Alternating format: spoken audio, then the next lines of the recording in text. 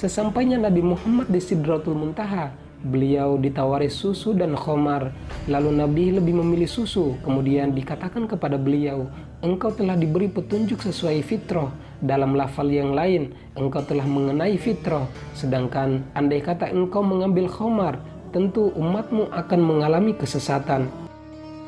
Selain itu, Nabi Muhammad juga melihat malaikat Malik, penjaga neraka yang tidak pernah tertawa. Di wajahnya tidak terpancar kegembiraan dan keceriaan. Maka sesungguhnya semua yang diperlihatkan oleh Allah kepada Nabi Muhammad SAW dalam perjalanan Mi'rajnya merupakan peringatan bagi manusia agar mampu menghindari perbuatan-perbuatan yang dilaknat oleh Allah Subhanahu wa Ta'ala. Dan ketika Nabi Muhammad berjumpa dengan Allah, terjadilah dialog antara Nabi Muhammad dan Allah di Sidratul Muntaha. Nabi Muhammad ketika itu mengucapkan salam penghormatan kepada Allah dengan ucapan At-tahiyatul mubarakatus salawatut thayyibatu lillah.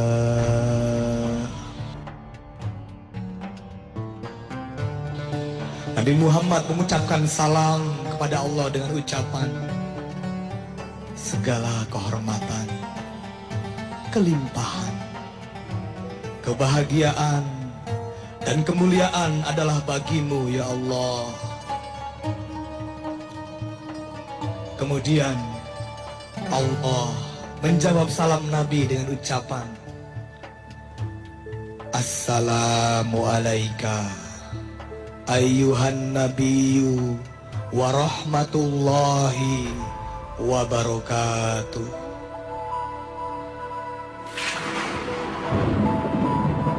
Nabi Muhammad, salamnya dijawab oleh Allah dengan ucapan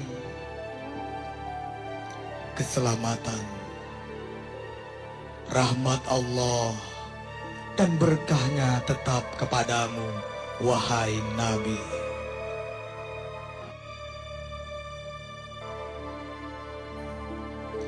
Ketika itu Nabi Muhammad sudah bertemu dengan Allah, dengan Raja Langit Bumi, dengan Sang Maha Pengasih dan Maha Penyayang. Nabi Muhammad tidak lupa mendoakan. Nabi Muhammad mendoakan kita dengan ucapan Assalamu alaina wa ala ibadillahi sholihin.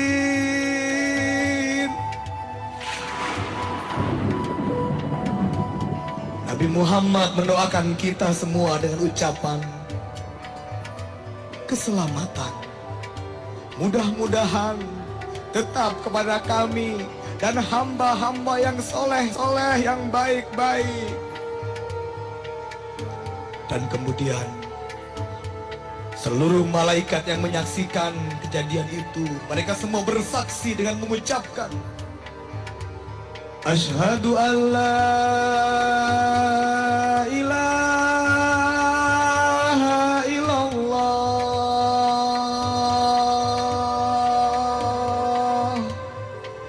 wa asyhadu anna Muhammadar Rasulullah. Para malaikat semuanya bersaksi dengan mengucapkan Aku menyaksikan sesungguhnya tidak ada Tuhan melainkan Allah. Dan aku menyaksikan sesungguhnya Nabi Muhammad utusan Allah.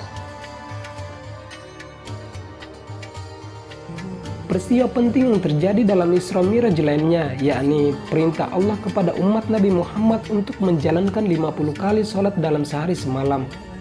Hal ini dikisahkan bahwa Allah mewajibkan kepadaku 50 sholat sehari semalam.